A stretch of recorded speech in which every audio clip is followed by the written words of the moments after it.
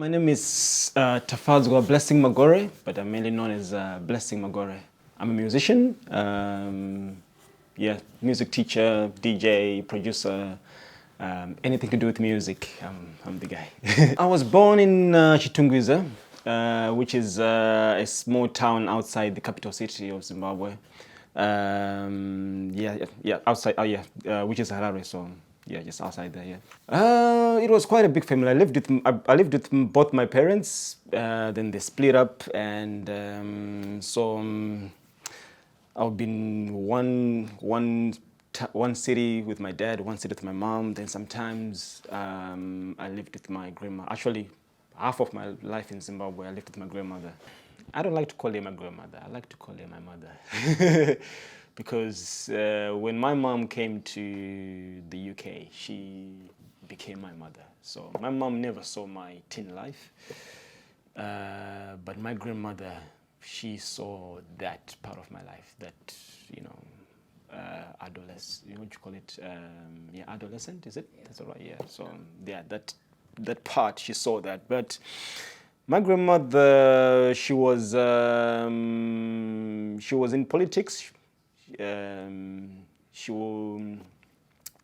brief history. She was best friends with the former first lady, the late first lady, Charley Mugabe. So they used to travel a lot together, and she joined the police force. I think sometime in the 90s. Then left the police force and she went back into politics, ran for a seat I think it was Chitungwiza North in Zimbabwe. So I was surrounded a lot by, a politician. But besides politics, like she was a community woman. She had a great heart. Like everyone just knew who she was. Even if you're in the street, they'll be like, "Oh, you are Joyce Kunaka's grandchild," because she was quite popular. So she died. She passed away in 2011. And she was given a special burial in Zimbabwe. So this is where all the heroes are buried. So she became a provincial hero, and she was laid to rest in a very nice place. It was a state-assisted funeral, and I miss her. I left Zimbabwe because my mom moved here. So she came here as a student. I came afterwards. So I think the arrangement that was there was for me to do all my schooling in Zimbabwe, and then come later. My mom was a secretary for a British company. In Zimbabwe, around 2000, there was a bit of commotion with the farmers, the British farmers in Zimbabwe, and the then president was Robert Mugabe. So a lot of land was seized from the British farmers, and which led to Zimbabwe going under sanctions by European countries. So they could no longer trade. So a lot of British companies, they ended up closing. From then, things never really, it was really bad. The economy went down the hill, and I remember the inflation was so high. I think the highest note you could get was like $1 trillion, which is a lot of zeros on one note, and that 1 trillion couldn't even buy you 2 eggs.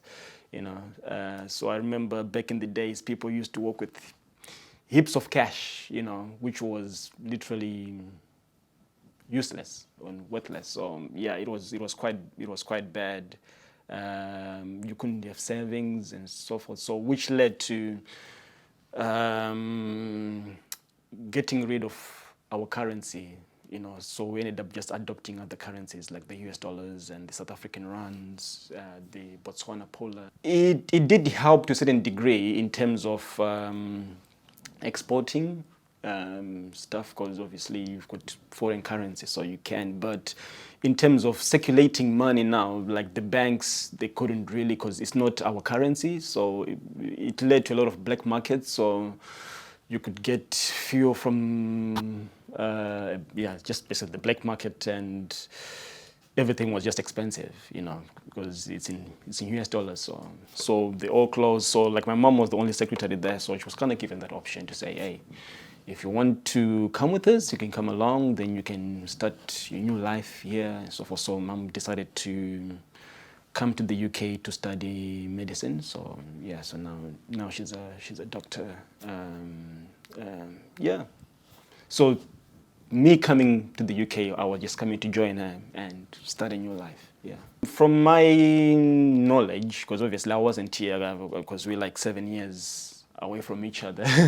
But yeah, it was quite a struggle. Like if you're coming from Zimbabwe, you're leaving your whole family, everything, you're starting a new life. And I remember, yeah, she was studying, but she was working in the train station, she was sweeping there, she worked at the ice arena, she was just a cleaner, and at the same time studying. So yeah. My sisters, they're still in Zimbabwe. So I'm my mom's only child. And so my sisters, they're from my dad. They're doing well.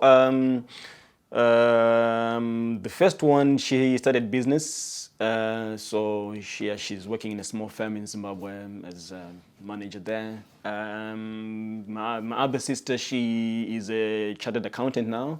She graduated 2 years ago. So yeah, she's also working for an accounting firm in Zimbabwe. She's doing well. Really well. Then I've got my youngest sister. She just finished writing GCSEs now. So yeah, the process of coming to the UK itself, it's very hard. Just even getting a visa to come here. I mean, I'm sure they would love to. I would love to see them.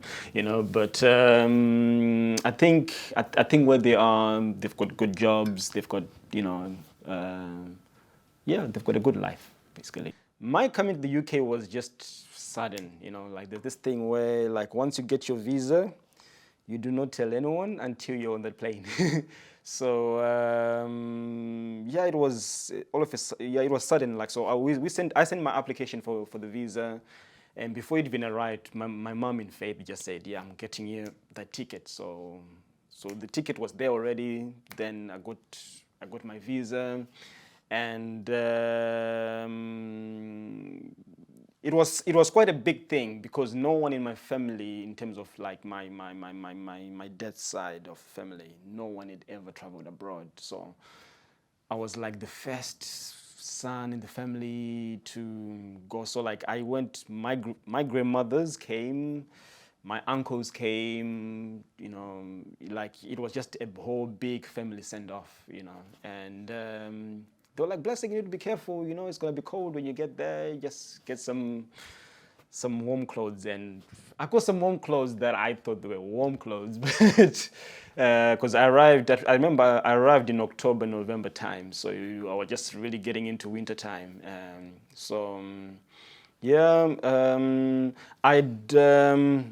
I traveled in a plane before, but more like a school trips, little jets. But this was my first time actually flying in a commercial plane, and the long hours traveling.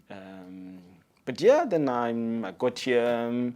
Mom was waiting for me at the airport, and yeah, it was quite cold. It was quite cold. I think I arrived around 3, 4, but obviously with the weather, like it was a bit weird, because like it was like this. And usually when it's like this, it looks like it's still in the morning, but it was already late in the afternoon. So yeah, those change in times, and it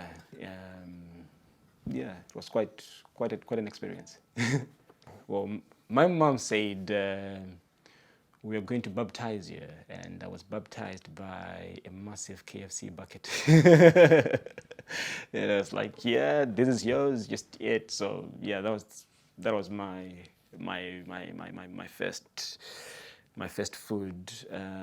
But like living with my mom, she has always kept it traditional.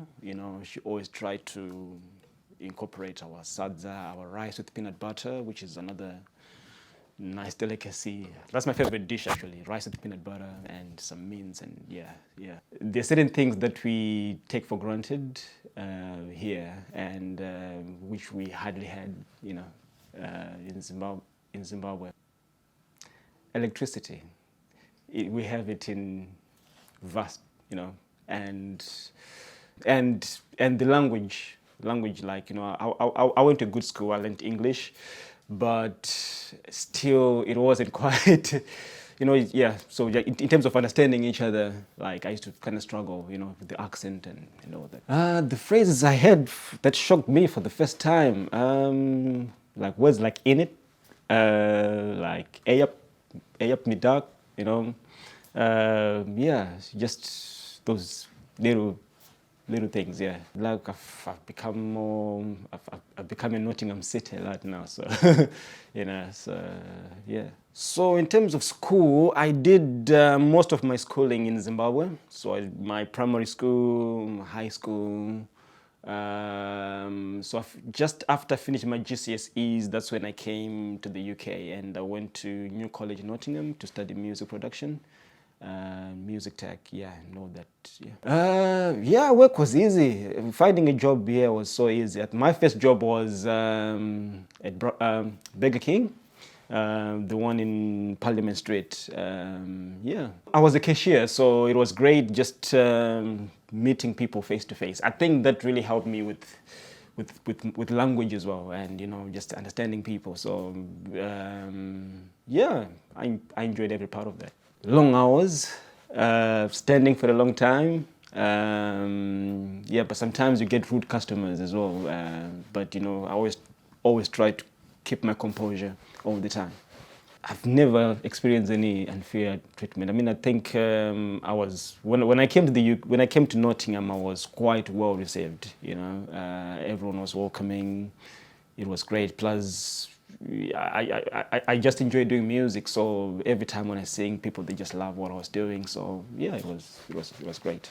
My views about the UK, slightly a little bit, because it was mainly more like a fantasy for me, just seeing it on the TV. Like, I think when I was a kid, I used to watch Mr. Bean a lot, so that that kind of gave me an idea of what the UK is like. But just seeing the reality of it, my views have changed. It's kind of a more diverse country now, and so yeah. Cultural differences, not quite, because obviously, as you know, like Zimbabwe, it's a British colony, so like even Nottingham was twinned to Harare, so not really. I think one of the most things was mainly the language, really, the accents, and like I would think that I'm speaking proper English. Then I'm like, no, we don't understand what you're saying. Like, I remember I wanted to say, like, I like sadza. I like to eat sadza with like animal, what's it, the cow intestines. It's kind of like a delicacy in in Zimbabwe. And I said intestines. That's how we say intestines. So like people are like, what's intestine? Oh, you mean intestines? So like those little nuances. You know what I mean? Yeah. Sadza in Zimbabwe, it's like the staple food. Like, you go to any household, you just see sadza. But here there's a lot of variety. You can have Turkish food, you can have Nigerian food, you can have Italian. So it's quite diverse. Compared to Zimbabwe, it's less. Yeah. For me, music has been like the center of my world.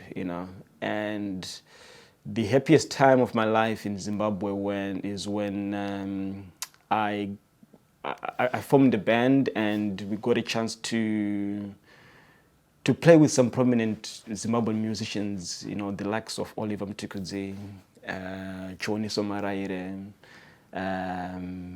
It was quite the happiest moment of my life. It's very diverse, because in Zimbabwe we have welcome so many genres. Like reggae music is big in Zimbabwe because the legend Bob Marley came to Zimbabwe in 1980, and he made such a huge influence in terms of the reggae music. Now dancehall, which is like a subgenre of reggae music, has kind of grown to a point where Zimbabweans, they now name their own dancehall called the Zim dancehall, and they even have their own award shows, which is Zim Dancehall Awards. So yeah, it's quite diverse. So you go in one area, it's all Jamaican music. You go in another area, it's all rock music. You go another area, we're quite diverse and very traditional as well. Like our traditional music, it's always there. So this is a Zimbabwean instrument. Mainly, originated around Zimbabwe, this southern part of Africa. So this one is called the Nyonga Nyonga Mbira. There are different types of mbira. So this one, it's a smaller version, but the other bigger mbira. So yeah, Zimbabwe is quite a very, very small country. So building a music career in Zimbabwe is a bit difficult. As compared to the UK, you're talking about, like, the UK is one of the biggest countries in terms of exporting music internationally. We're talking about the Beatles, and the list is endless. Like you could literally go to Zimbabwe and you'll be hearing Ed Sheeran on the radio.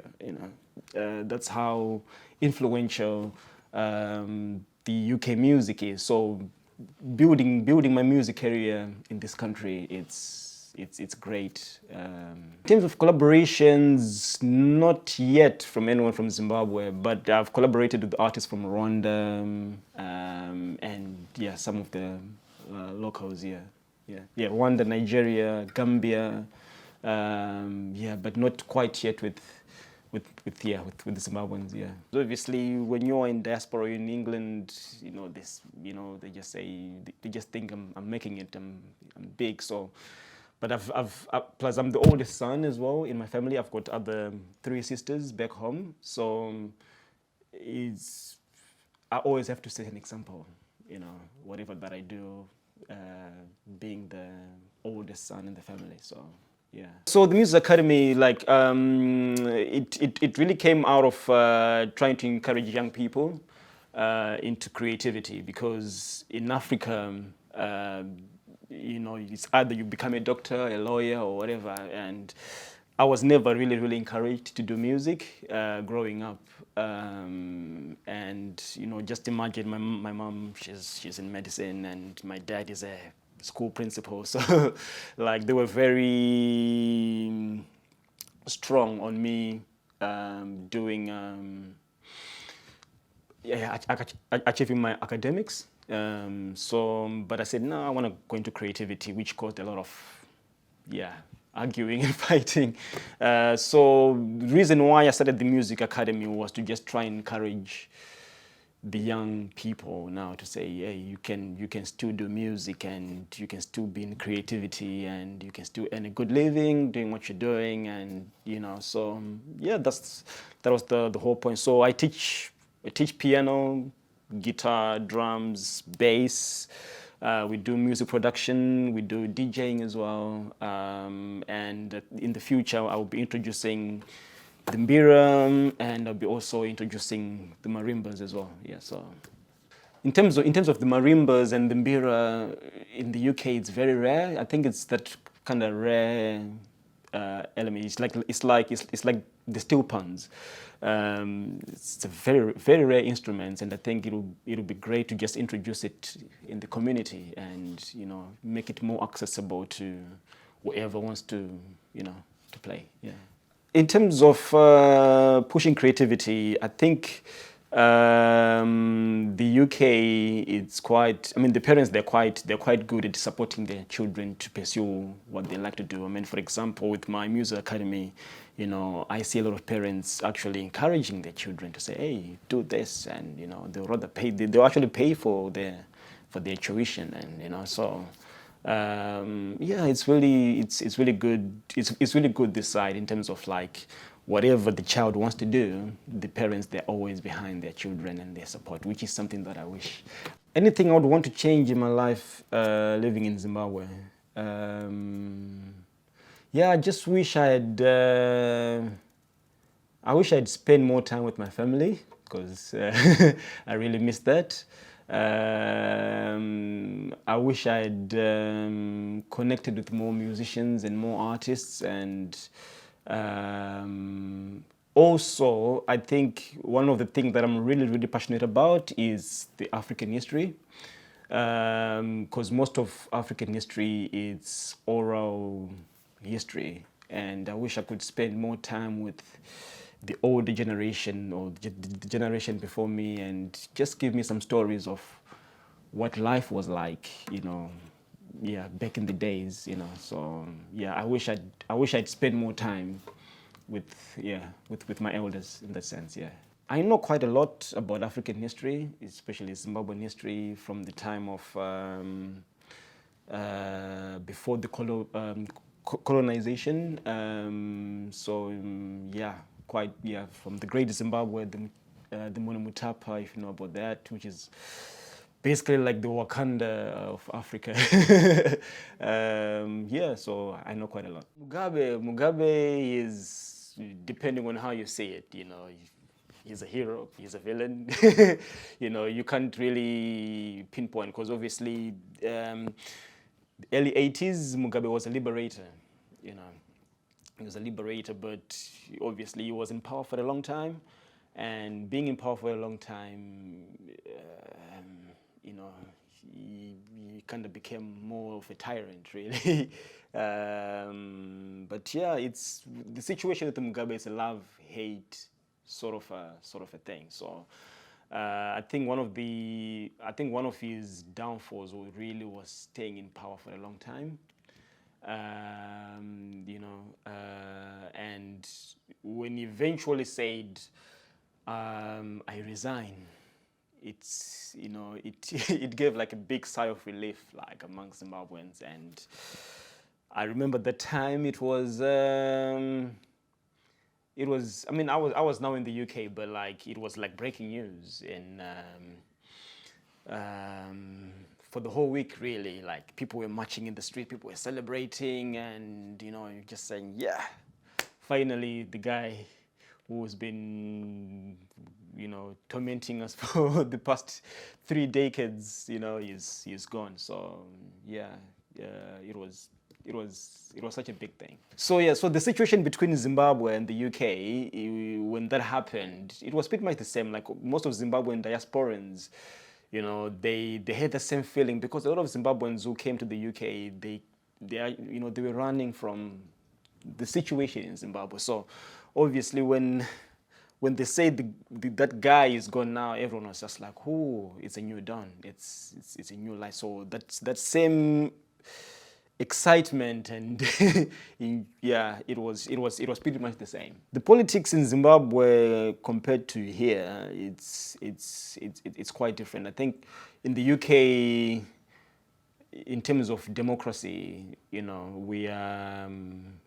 they've kind of matured. Zimbabwe is still a young country, and it's got its own problems, because obviously the Zimbabwean tradition is we grew up in. We had kingdoms and chiefs and kings, so they kind of say the president is like the king, and he kind of rules the country like he is the king, but it's pretty much a democracy, So, like if you look at the electoral commission in the UK, it's quite independent, whereby in Zimbabwe, it seems like one party owned the electoral commission, so always the elections, they were kind of biased and rigged in some way, somehow, so that people can cling into power. So in the UK, there's more transparency, and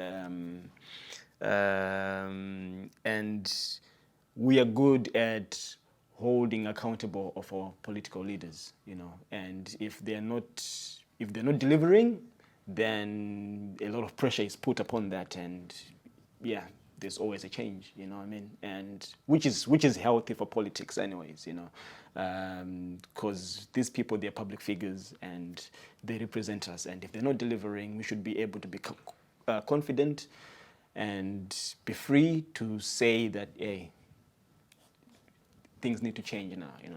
The royal family in Zimbabwe, it's quite great. You know, the queen is was the queen, you know. So it's just fine now. I'm just saying was, yeah, but she was the queen, you know, like the queen for.